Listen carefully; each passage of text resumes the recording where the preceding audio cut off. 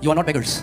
आप भिखारी नहीं हो, You are overcomers. आप जय पाने वाले हो। You are not beggars. आप भिखारी नहीं हो, You are overcomers. आप जय पाने वाले हो। You are not beggars. आप भिखारी नहीं हो, You are overcomers. आप जयवंत योद्धा हो। And overcoming people talk differently. और जयवंत योद्धा अलग तरीके से They बातें pray करते हैं। differently. वो अलग तरीके से प्रार्थना करते हैं। Hallelujah. Hallelujah. You have to come to a place where you realize the authority that Jesus has given you. आपको उस जगह आ जाना है जहां आप पहचान लो वो अधिकार जो प्रभु यीशु ने आपको दिया है।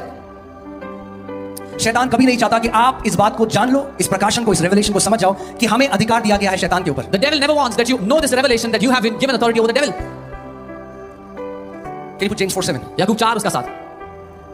अगर आपका सामना शैतान से होगा, If you came face to face with the devil, परमेश्वर ने कहा एक चीज होगी। God said one thing will If your happen. life is submitted to him, अगर आपका जीवन परमेश्वर को समर्पित है, if you belong to him, अगर आप परमेश्वर के हो, अगर आप उसके बेटे और बेटी हो, if you are his son and daughter, and every time devil comes against you, और हर बार जब शैतान आपके खिलाफ आता है, इसीलिए परमेश्वर के अधीन हो जाओ और शैतान का सामना करो। बाइबल नहीं कह रही शैतान से भाग जाओ।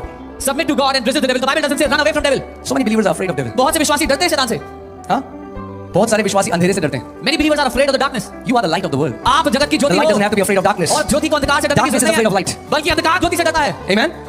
बाइबल ने कहा शैतान का सामना करो तो फिर क्या होगा? Bible says resist the devil and what will क्या होगा happen? अरुणाचल जब तुम शैतान का सामना करोगे? What will happen Arunachal when you resist the तुम्हारे devil? पास से भाग निकलेगा, बाइबल कहती है। He will flee from you, the Bible says.